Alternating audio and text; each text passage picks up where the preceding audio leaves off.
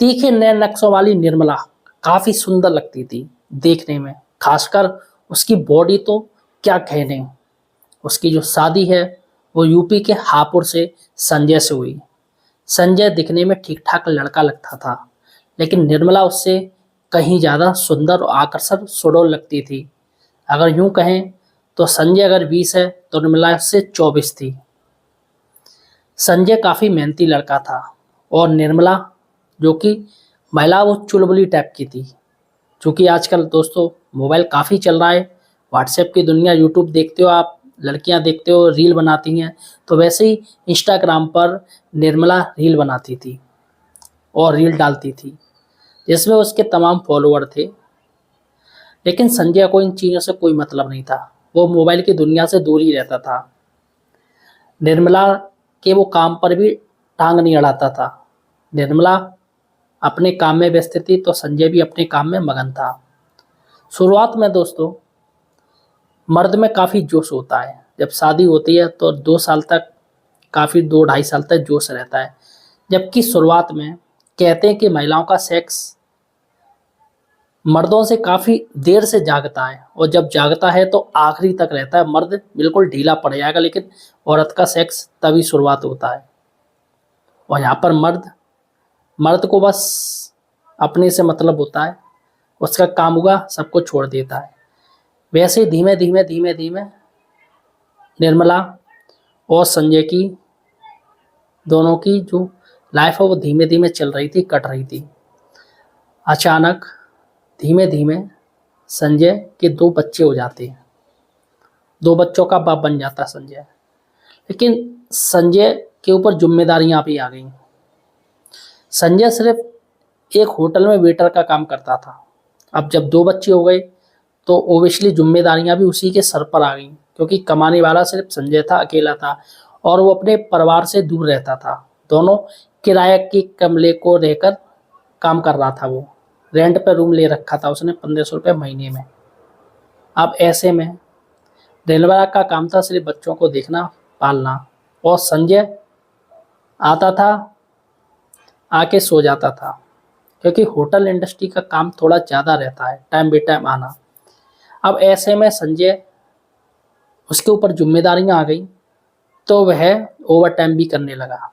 अब over time करता तो वो घर पे आता, डायरेक्ट सो जाता। अब 2 बच्चे होने के बावजूद भी निर्मला पहले से ज़्यादा सुंदर हो गई थी और सुडौल हो गई थी, और उसके अंदर सेक्स की पावर और ज़्यादा हो गई थी, कूट कूट के भर गई थी। अब निर्मला तो चाहती थी कि संजय के साथ वो संबंध बनाए, लेकिन संजय के ऊपर इतना ज़्यादा बोझ था, इतना ज़्यादा बोझ था कि वो आते ही सो जाता था। निर्मला बेचारी कुछ नहीं कह पाती। धीमे धीमे धीमे धीमे संजय अपने काम में बिजी रहता और निर्मला अपने वीडियो बनाती रहती। अब हुआ ये कि इंस्टाग्राम पे उसकी एक किसी लड़के से चैटिंग होने लगी। धीमे धीमे चैटिंग चैटिंग बढ़ती गई, दोनों में दोस्ती हो गई। काफ़ी 6-7 एक साल हो गया दोनों में बात होते होते। संजय को इसको बिल्कुल भी भनक नहीं थी कि उसकी बीवी पीठ पीछे किससे बात कर रही है। संजय जिम्मेदारियों में इतना ज़्यादा घिर गया था कि उसको किसी का कुछ ध्यान ही नहीं था। और ये आजकल होता भी है, देखा होगा आपने, कि पुरुष लगा रहता है कि उसकी फैमिली अच्छी रहे, फैमिली अच्छा खाए, अच्छा पहने। लेकिन बहुत सी महिलाएं सही ध्यान देती, लेकिन बहुत सी महिला गलत संगत में पड़ जाती हैं। वैसे ही निर्मला के साथ हुआ। निर्मला ने धीमे धीमे बात होने लगी। संजय के बच्चे धीमे धीमे बड़े हो रहे थे। तो एक बार क्या होता है कि एक रात संजय कह के जाता है घर पे कि मैं आज रात नहीं आ पाऊंगा। बहुत बार वो रात में नहीं आ पाता था, क्योंकि ओवर टाइम या होटल में इतना काम ज़्यादा आ जाता था, जैसे कोई सारगा टाइप का हो, या जो सीजन आता है उसमें इतने इतने सैलानी ज़्यादा आते हैं, जिससे रात रात भर संजय घर नहीं आ पाता था। एक बार क्या हुआ, संजय कह के जाता है कि मैं घर नहीं आ पाऊंगा, तुम बच्चों के साथ खाना खा के सो जाना, मेरा इंतजार मत करना। तो निर्मला कह देती है ठीक है। अब होता क्या है कि अचानक संजय की तबीयत थोड़ी खराब हो जाती है। थोड़ा सर्दी का भी मौसम था, तो संजय अपने बॉस से कह के रात को 1 बजे घर के लिए निकल पड़ता है। घर में जाता है, वो गेट बजाता है। अब चूंकि संजय का जो कमरा था वो ऊपर रहता था दूसरे मंजिल पे, और नीचे मंजिल पे मकान मालिक रहते थे, और मकान मालिक कहीं जा चुके थे। वो भी कहीं बाहर चले गए थे। अब ऐसे में संजय के लिए बाहर से सीढ़ियां जाती हैं। अब संजय ने गेट खटखटाया तो कोई आवाज़ नहीं आई। संजय एक बार कह के आ जाता है, संजय की तबीयत सही नहीं थी तो वह बॉस से कह के आ जाता है कि मेरी तबीयत सही नहीं, बॉस मुझे छुट्टी दे दीजिए। तो चूंकि तबीयत सही नहीं है तो बॉस उसे छुट्टी दे देते हैं। संजय रात को 1 बजे अपनी घर की तरफ निकल पड़ता है होटल से। 10-15 मिनट में वो अपने घर पर पहुंच जाता है। क्योंकि संजय के पास एक मोटरसाइकिल थी तो वह मोटरसाइकिल को खड़ी करता है और घर के बाहर गेट खटखटाने लगता है। अब चूंकि संजय ने जो कमरा लिया था वो इस तरीके से लिया था कि नीचे का जो हॉल था, हॉल टाइप का था, वो लोग ऊपर रहते थे। अच्छा, इसके साथ ही एक चाबी संजय के पास भी रहती, एक छोटा गेट था वो हमेशा लॉक रहता था, तो उसकी चाबी संजय के पास हमेशा रहती थी। अब हुआ ये कि मेन गेट खटखटाया तो कोई आवाज़ नहीं आई। लकड़ी का गेट था, हो सकता है सब लोग गहरी नींद में सो रहे, ऊपर तक आवाज़ नहीं पहुंची। घंटी संजय ने बजाई तो बिजली न होने की वजह से घंटी भी नहीं बजी। तो संजय ने क्या किया, संजय ने जो छोटा साइड से एक गेट था, उसके मेन गेट के साइड से छोटा सा गेट था, उसने वो खोला और उसी में वो मोटरसाइकिल उसी से ले जाता था, रखता था। उसने मोटरसाइकिल उसमें रखी क्योंकि टाइम बे टाइम वो आता था रात में, तो एक छोटे गेट की चाबी हमेशा उसके पास रहती थी। उसने छोटा गेट खोला और मोटरसाइकिल रख के वो ऊपर चला गया। उसके 2 रूम थे। पहले रूम में देखा तो बच्चे सो रहे थे। अचानक उसने कपड़े उतारे, डाइनिंग हॉल में पहुंच जाता है। उसने आवाज़ ना दी लेकिन उससे पहले चट चट की आवाज़ आने लगी, चप चप चप चप।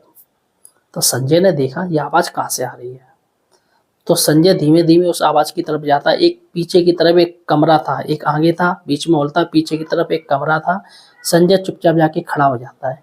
फिर देखता है कि धीमे धीमे सी आवाज़ हो रही थी 2 लोगों की, एक उसकी पत्नी की थी और एक किसी और की थी, और चप चप की आवाज़ आ रही थी। जैसे ही संजय गेट खोल देता है, धक्का मार देता है, वैसे ही देखा उसकी पत्नी और सामने उसका प्रेमी दोनों अधनग्न अवस्था में एक दूसरे से लीन हुए थे, एक दूसरे के ऊपर चिपटे हुए थे। संजय के आंखों के सामने अंधेरा सा छा जाता है। हे भगवान, जिस बीवी को वो इतना प्यार करता था, जिस बीवी के लिए वो इतना दिन रात एक कर रहा है, उसको किसी और के बाहों में साथ, वो भी नग्न अवस्था में देख के संजय चौंक जाता है। बीवी हक्का बक्का रह जाती है। बीवी को समझ में नहीं आ रहा ये संजय कहाँ से आ गया। अचानक उसका प्रेमी संजय को धक्का देकर भागता है और बीवी संजय को पकड़ लेती है ताकि वो भाग जाए। लेकिन संजय बीवी को धक्का देते हुए किचन पास में था, किचन से एक चाकू ले आता है और चाकू लेने के बाद जैसे ही वो नीचे, प्रेमी उसका नीचे जाता है, तो नीचे का जो गेट था वो बंद था, वो बंद करके आया था। वैसे ही संजय जल्दी बल्दी 4-5 सीढ़ियाँ फांद के उस प्रेमी के पीछे जाके उसके खंजर मार देता है। जो खंजर लगता है वो हाथों में लगता है और एक खंजर उसके पैरों में मार देता है, तो प्रेमी वहीं तड़पने लगता है।